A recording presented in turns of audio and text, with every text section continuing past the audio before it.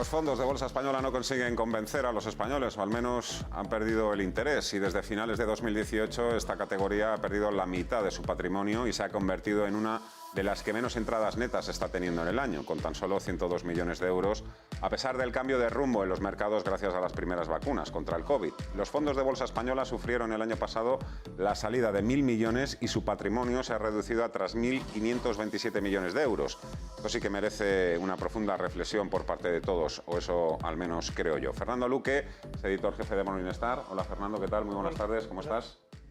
Gracias por invitarme. Y José María Pérez del Valle, director de asesoramiento de Porto Colom, agencia de valores. Hola José María, ¿qué tal? ¿Cómo estás? Buenas tardes y bienvenida. ¿Todo bien? ¿Qué pasa con los fondos españoles? ¿Por qué a los españoles...? No sé si es una buena o mala noticia, porque a lo mejor es buena noticia en el sentido de que, bueno, perdemos interés por la bolsa española, pero bueno, poco a poco vamos redirigiendo nuestros ahorros hacia otros mercados que sí que pueden darnos mayores alegrías. Claro, no creo que los inversores españoles estén dando la espalda a la bolsa, porque claro, como tú dices, pues hay otros tipos de fondos de renta variable que no son de bolsa española, y digamos la desafección de los fondos de bolsa española pues viene primero por el mal comportamiento de nuestro mercado frente a otros mercados, ¿no? Y no hablo del americano, no hace falta mirar al otro lado del Atlántico, hace falta mirar en lo que está pasando en Europa, ¿no? Y ahí los fondos de renta variable europea pues le están ganando la partida en rentabilidad a los fondos de bolsa española, ¿no?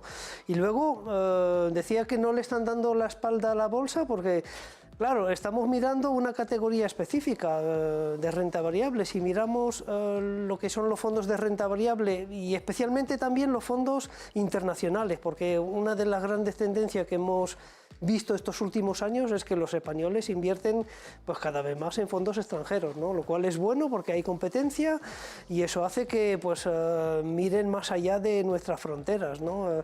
Creo recordar la última vez que lo miré de la CNMV, porque la CNMV sí que calcula el patrimonio en fondos extranjeros de los inversores españoles, y es verdad que en los últimos 5 años ha pasado creo que del 30% de cuota de mercado al 40%, lo digo de memoria. Pero claro, eso es el patrimonio total. Si lo miramos en flujo, estoy convencido de que en estos últimos 3 años ha habido casi más entradas netas en fondos extranjeros que en fondos españoles, ¿no? Entonces, también es una buena noticia que haya más competencia, como decía. Y mala noticia para los gestores españoles, entiendo. Sí. Un mundo competitivo y además ahí la reglamentación UCITS hace que los bancos tradicionales pues tengan que abrir sus puertas a fondos extranjeros. José María. No, estoy completamente de acuerdo con lo que dice Fernando. Yo creo que es más consecuencia del proceso de globalización que estamos viendo, ¿no? Al final es, como bien dice, yo creo que las entidades financieras comienzan a ofrecer arquitecturas abiertas a los inversores y a los ahorradores, con lo cual pues ya no es limitarte únicamente a un producto específico español concentrado en España. Tienes Europa, tienes Estados Unidos, tienes emergentes. Y yo creo que en esa diversificación y en ese proceso de globalización hemos visto ese avance de inversiones, de ahorro español, digamos, hacia productos internacionales. Es cierto lo que dice Fernando también, que precisamente la bolsa española no ha destacado precisamente por ser la más atractiva en los últimos 10 años o 14 años. Por lo tanto, yo creo que toda esa suma de circunstancias hace que efectivamente pues, la afección hacia los fondos españoles pues, se haya reducido. Yo no me quiero crear muchos enemigos, desde luego, pero creo que estáis siendo demasiado diplomáticos o demasiado suaves también un poco con los rendimientos o las rentabilidades que han conseguido también este tipo de fondos a lo largo de los últimos años. Pero bueno, esa es otra cuestión. En cualquier caso, sí, es verdad, los españoles ahora miramos más al resto del mundo, elegimos otros vehículos de inversión, pero hay 940.000 millones de euros metidos en depósitos también. Yo no sé si es que a los españoles nos gusta perder, somos masoquistas o qué nos pasa. Yo creo que no, yo creo que el inversor español no es más inculto que el inversor americano. Y la verdad es que hace yo cuestión más de... masoquista, no más inculto. Pero es verdad que la gente dice, hay tanto dinero en depósitos que la gente no sabe que puede invertir en bolsa. Yo creo que es miedo a la bolsa, Fernando, sinceramente. Pero tú sabes que, hablando de depósitos, en Estados Unidos el volumen de depósito también está en máximos históricos. O sea que allí también la gente, no sé si por miedo o por otras razones, pues tienen mucho dinero acumulado en depósitos, exactamente como el inversor español, y estoy convencido que lo mismo que el inversor italiano o el francés. No creo que el inversor español sea menos, digamos, menos culto financieramente que el francés, el italiano o el americano.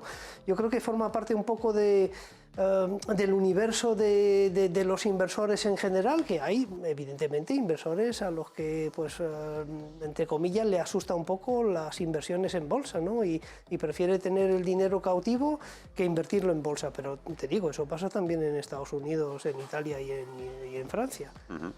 Yo, por la experiencia que yo tengo de gente con la que he hablado, bueno, ha tenido muy mala fama a lo largo de los últimos años, pues en diversos casos, tampoco hace falta nombrar ninguno, todos los tenemos en la mente, o hay una percepción generalizada de que hay un abuso de información privilegiada o de que se sacan empresas a bolsa para enriquecer a los propietarios y nunca a los pequeños accionistas. Creo, además, sinceramente, que estas cuestiones ocurren en todos los mercados. Sí. Es verdad que parece que está como que somos los españoles un poco los paganinis, y de ahí también la importancia un poco de contar con un buen asesoramiento financiero y un buen asesor financiero, que esa es otra de las cuestiones en España. Yo creo que sí que seguimos cojeando respecto a otros países. Sí, yo creo que hay, digamos, pocos asesores financieros independientes en nuestro país, ¿no? Y ahí sí que, comparado con Estados Unidos, Europa tiene un déficit tremendo, porque no solo es en España, en Francia también hay muchos asesores, digamos, ligados a los grandes bancos, y hay pocos asesores financieros realmente independientes. O sea que ahí, pues, tenemos que hacer un esfuerzo para promocionar esta figura, que yo creo que va en beneficio de los inversores. Pero es verdad que la bolsa tiene mala fama en nuestro país. Pues habrá que cambiarlo eso, ¿no? Habrá que conseguir cambiarlo, efectivamente. Yo creo que todo lo que dice Fernando tiene razón. También hay un tema importante, que yo creo que es que en los últimos años ha habido un aumento muy significativo de la liquidez o inyección de liquidez en el sistema. Es decir, es cierto que han subido los depósitos, pero también está subiendo el valor de las inversiones financieras o los activos financieros. Entonces, al final, como bien dice Fernando, no solo ocurre en España, ocurre también en Alemania, en Estados Unidos, y al final los mercados monetarios pues funcionan como funcionan. ¿Que no deja de llamar la atención? Sí. Y también creo que en estos últimos 18 meses ha habido un tema muy importante, que es el tema del COVID. Es decir, el COVID ha puesto sobre la mesa muchos factores o muchos miedos que antes la gente no tenía. Y yo creo que cierta parte de ese, o una parte de ese aumento que hemos visto en los depósitos en los últimos meses puede proceder precisamente de esa precaución que pueden tener los ahorradores, es decir, oye, quiero algo de liquidez, quiero tener un dinero disponible por si acaso me pasa algo, por si acaso hay alguna cosa imprevista, y poder recurrir a esa liquidez. Pues ya me diréis. Eso pasó en los años 30 en Estados Unidos. Después de la gran crisis, la gente, pues, no volvió a la bolsa con la alegría con la que invertía en los años 20. Y esto también está pasando, ¿no? Y lo vemos también en los flujos de fondos, aunque es verdad que se están acelerando, ¿no? Y especialmente flujos hacia renta variable, ¿no? No únicamente en el caso español, sino también en el caso europeo. Ahí vemos que, pues, hay cada vez más flujos y, a ver, no voy a decir que la burbuja se esté alimentando, porque yo creo que no hay burbuja, pero ahí sí que vemos cada vez más entusiasmo hacia las inversiones en fondos de renta variable, y tiene sentido porque, como decíamos hace 2 o 3 semanas, no hay alternativa. Bueno, no sé si el dato es vuestro o de alguna otra firma, o era de Goldman Sachs el que calculaba que en el último año había entrado $1 billón en los mercados mundiales. Sí. Y solo en la última semana 18.000 millones al día. Sí. Que justo, además, veníamos un poco de todo el mundo un poco temiéndose una gran corrección en la bolsa con todo el tema de la inflación. A medida que aumentaba el temor, también iba la gente metiendo ahí su dinero. Entiendo también, precisamente por esa falta de alternativas que hay ahora mismo, un poco a la renta variable. Claro, y luego las pobres rentabilidades esperadas para la renta fija, pues eso, pues va a hacer que, pues, haya más dinero hacia la renta variable. Nadie quiere bonos, Fernando. No, a mí tampoco, no me gustan demasiado, los reconozco. Me pregunto quién los compra. Si alguien los vende es porque alguien los compra. Hombre, porque hay grandes compañías aseguradoras que necesitan comprar bonos. No les puedes ahí forzar la máquina del riesgo y obligarles a asumir más riesgo del que pueden asumir. Entonces, claro, ahí hay pocas alternativas para ello. Pero eso significa, pues, poca rentabilidad. Hoy, este fin de semana, empieza también la cumbre del clima, la COP26. Os lanzo así un poco una pregunta. Luego, si queréis, entramos también en detalles un poco de los desafíos que tenemos todos por delante, o si es necesario invertir o paralizar la inversión en energías limpias. Pero ¿son más o menos rentables que las inversiones tradicionales?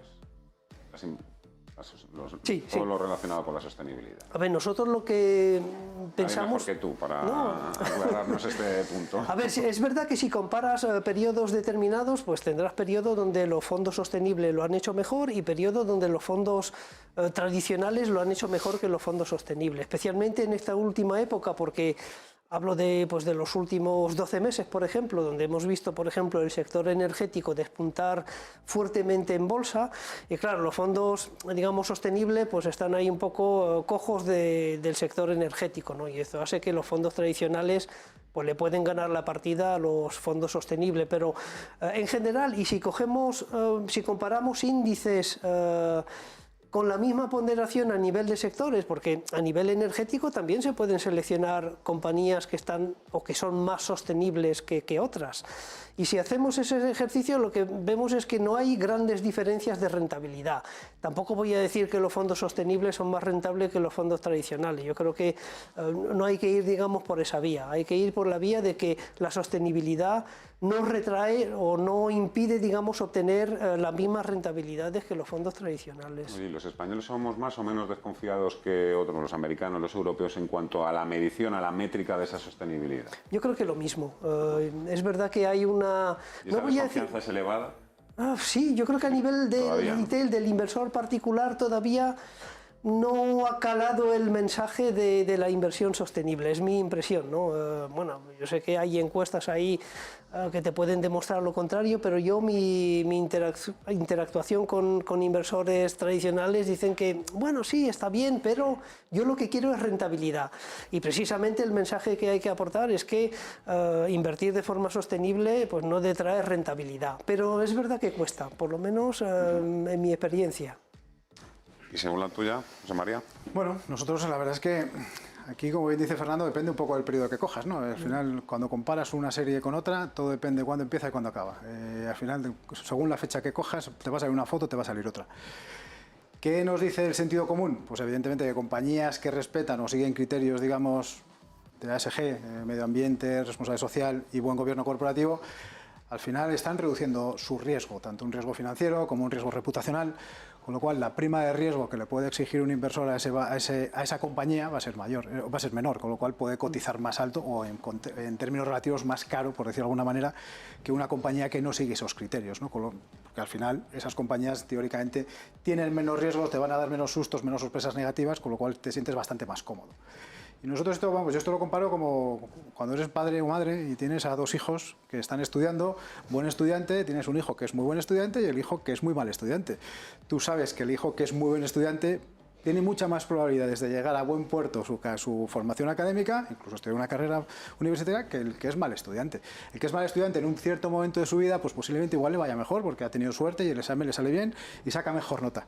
Pero a largo plazo estamos convencidos, todos los padres y madres estamos mucho más tranquilos con gente que es muy bueno, con un alumno que es muy buen estudiante, un hijo que es muy buen estudiante, que no con uno que es peor estudiante. Con lo cual yo creo que uno que cumple criterios de sostenibilidad sería el buen estudiante, por decirlo de alguna manera, y por otro, el mal estudiante sería aquellos que no cumplen. ¿Quiere esto decir que hay que excluir a todos los que hoy en día, como bien decía Fernando, no son malos estudiantes? Pues no, evidentemente hay malos estudiantes que se pueden convertir y transformar en buenos estudiantes, por eso no solo hay que mirar al mejor de la clase, sino también a los que están haciendo más esfuerzo por cambiar. Es decir, hoy no puedes despreciar o ignorar completamente a todas las compañías petroleras, porque hay compañías que están transformándose, no solo invirtiendo en renovables, sino también cambiando sus procesos productivos para reducir las emisiones, por ejemplo. Sí, efectivamente, sí. Lo estamos viendo ahora mismo, toda la crisis viene un poco también por ese lado, porque se han frenado las inversiones en combustibles tradicionales. Sí, estoy totalmente de acuerdo. Además, lo que hemos constatado es que las empresas... ¿El hijo buen estudiante? También, hombre, eso no tiene discusión. Pero lo que sí hemos comprobado es que estas empresas que son buenas a nivel de sostenibilidad, pues suelen tener ventajas competitivas, suelen tener balances más sólidos que las demás. ¿Cuál es el problema? Que generalmente, como decías, pues son un poquito más caras que las demás, precisamente por eso, porque son empresas sólidas, con ventajas competitivas, entonces lo tienen todo, ¿no? Y ahí no voy a decir que hay un problema de valoración, pero eso hay que pagarlo, la calidad se paga, ¿no? Y ahora mismo es verdad que pues, las empresas de calidad pues, valen más que las empresas que no son de calidad. Bueno, mientras hablo contigo, que estabas hablando de petroleras, Menudo follón se ha montado con este fondo activista, ¿no? En Shell, en la petrolera, ¿no? Qué mano que tienen cada vez más poder, claro, también los fondos activistas. Claro, sí. Y yo creo que de alguna forma es bueno, porque yo creo que no solo hay que ser un fondo activista para ser activista, ¿no? Yo creo que, y un poco la línea que están siguiendo es que los fondos son cada vez más activistas, ¿no? Quieren tener más decisiones en las asambleas generales, y yo creo que eso es bueno, porque los accionistas lo reclaman, ¿no? Quieren que el dinero que se invierte a través de sus gestoras y de sus fondos pues tengan voz y voto en las asambleas generales. Yo creo que eso es bueno. ¿Estamos ante un buen momento para invertir? Yo te voy a decir que sí. Primero porque si miramos lo que hay fuera, es decir, renta fija, pues a mí me deja un poco frío la renta fija. No digo que haya que abandonar totalmente la renta fija, ¿no? Pero está claro que en el entorno en el que nos encontramos, con tipos de interés bajos, y yo creo que los tipos pues, se van a mantener bajos durante bastante tiempo, pues eso favorece a la renta variable. Otro factor del que hemos hablado hace 2 minutos, los flujos. Los flujos van a ir empujando la renta variable. Las valoraciones, pues no estamos en el nivel de finales de los años 99, principio de 2000, donde ahí las valoraciones estaban disparadas. Las valoraciones están, yo diría que correctas a nivel, digamos, a los niveles actuales. Y eso también favorece pues que entre cada vez más dinero en renta variable. O sea que, y luego, psicológicamente, claro, cuando vas al banco y te dicen que el depósito es un 0,05, dices, bueno, pues vamos a buscar más oportunidades, y ahí todo hace que el dinero fluya hacia la renta variable. O sea que yo creo que es el activo estrella. ¿Es un buen momento, en tu opinión, José María? Bueno, al final nunca sabes si es el mejor momento o el peor momento, porque todo depende, nunca sabes qué va a pasar. Es decir, yo creo que nadie intuimos qué va a pasar en el futuro. Cierto es que hay factores que ahora, después de llegar donde hemos llegado, pues te aconsejan o pueden aconsejar cierta prudencia, ¿no? O por lo menos, más que prudencia, creemos que podemos ver algún cambio en el escenario que hemos vivido en los últimos años. ¿Qué quiero decir con esto? Pues básicamente que en los últimos años hemos vivido muy confiados o muy apoyados por las políticas monetarias de los bancos centrales, tanto tipos de interés como inyecciones de liquidez, y en cualquier momento que veamos un cierto susto, aparecía papá Banco Central, llámese Reserva Federal principalmente, inyectaba liquidez y nos resolvía el problema. Ahora estamos viendo una variable que no habíamos visto en los últimos 40 años y que ninguno de los que estamos en esta mesa hemos visto, que es la inflación. Es decir, porque nosotros hemos vivido en un entorno donde las inflaciones han sido muy bajas. Y así hemos venido gestionando y así hemos venido trabajando y asesorando. ¿Qué ocurre? El escenario puede cambiar. Es decir, históricamente la historia te demuestra que hay periodos inflacionistas. ¿Nos estamos aproximando a uno de ellos? Pues hasta hace unos meses o hasta hace mes y medio, 2 meses, más o menos, los bancos centrales nos contaban que esto era algo transitorio. Parece que el mensaje empieza a cambiar un poco, porque la transitoriedad pues, no es tan corta como ellos pensaban, y quizá los niveles son incluso más altos de lo que ellos podían prever en niveles de inflación. ¿Esto qué significa? Pues que hay probablemente un escenario muy distinto, que los bancos centrales tienen que empezar a subir tipos de interés, y que es algo que nosotros no estamos muy acostumbrados, sobre todo en los últimos 14 años. El único intento que hemos visto por parte de la Reserva Federal en 2018, a los 2 meses, 3 meses, tuvo que echar marcha atrás, con lo cual yo creo que el escenario va a ser distinto. Es decir, no digo ni que va a ser mejor ni peor, creo que va a ser un escenario diferente, y sobre todo que esas carteras que todos estamos acostumbrados a ver de 40, 50, 30 renta variable, 40, 50%, 60% renta fija, pues igual no contrabalancean o no se compensan unas con otras. Es decir, hasta ahora veíamos una correlación inversa entre renta fija y renta variable, en un escenario de inflación provocado además por crisis de oferta, no por una fortaleza de la demanda, sino porque lo que estamos viendo es subida de precios por, como has mencionado tú antes, ausencia de inversiones y problemas de oferta. Pues dices, vale, tengo inflación, con lo cual la renta fija no me puede funcionar muy bien quizá, y encima la renta variable, si tengo restricciones de oferta, el crecimiento económico igual no es tan sólido como pensamos, con lo cual dices, igual la renta variable tampoco me puede funcionar tan bien. Lo que quiero decir con esto es que estamos en un momento de que creemos que hay que reflexionar sobre un posible cambio de escenario de cara al futuro. Eso de subir los tipos de interés habrá que verlo también, José María. Bueno, habrá que verlo. Ya hemos visto algunos bancos centrales que han empezado a subir tipos. La Correcto. semana que viene creemos que es una semana bastante importante, es decir, tienes reunión del Banco de Inglaterra, que ya ha venido insinuando posibles subidas, o que las primeras 2 subidas iban a suceder antes de lo que todo el mundo tenía en la cabeza. Y tenemos reunión de la Reserva Federal, que al fin y al cabo es la madre de todos los bancos centrales y es la que nos va marcando la política. Ayer ya vimos que el Banco Central Europeo yo sigo las pautas que me vayan marcando. Él no va a ser el que vaya a lanzar. No. Va a ir un poquito por detrás, ¿no? Yo creo que la Fed está ganando tiempo. Es como en símil futbolístico, estamos en el descanso y la Fed gana 2-0. Y al entrar al terreno dice, vamos aquí a controlar el juego. ¿Por qué digo que está controlando el tiempo? Porque de alguna forma, y estoy de acuerdo que la inflación es algo nuevo para los inversores, pero de alguna forma se tiene que atenuizar con los tiempos. Es decir, hemos tenido un efecto base que ha empujado la inflación hasta el 5% en Estados Unidos, pero eso se tiene que diluir con el tiempo y la Fed sabe que eso se va a diluir con el tiempo. El tema de problema de oferta, también se tiene que diluir con el tiempo. Es verdad que estamos en un ambiente post-pandémico, pero todavía no estamos fuera de la pandemia. Por eso digo yo, una vez que se vayan rebajando esas tensiones inflacionistas y la inflación se establezca más en el 1,5-2%, ahí los bancos centrales europeos no tienen por qué subir tipos. Claro, no, yo creo que no hay urgencia para subir tipos. Porque el crecimiento está todavía cogido por alfileres, no es, digamos, una situación normal.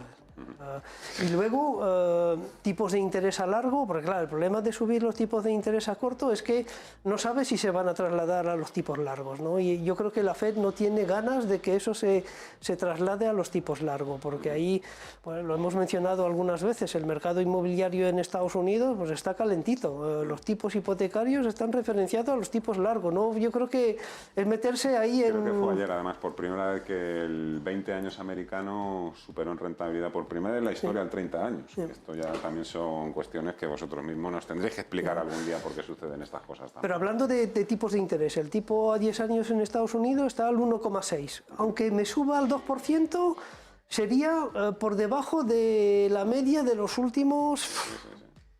Seguirá entrando dinero en bolsa, a pesar de que el bono suba el 2%. Fernando Luque, Morningstar, José María Pérez del Valle, Porto Colom, Agencia de Valores, placer. Muchas gracias a los dos, que disfrutéis del fin de semana, de este largo puente. Hasta la próxima semana. Muchas gracias. Hacemos una breve pausa y enseguida nos ponemos manos a la obra con los gráficos en días de trading. Hasta ahora.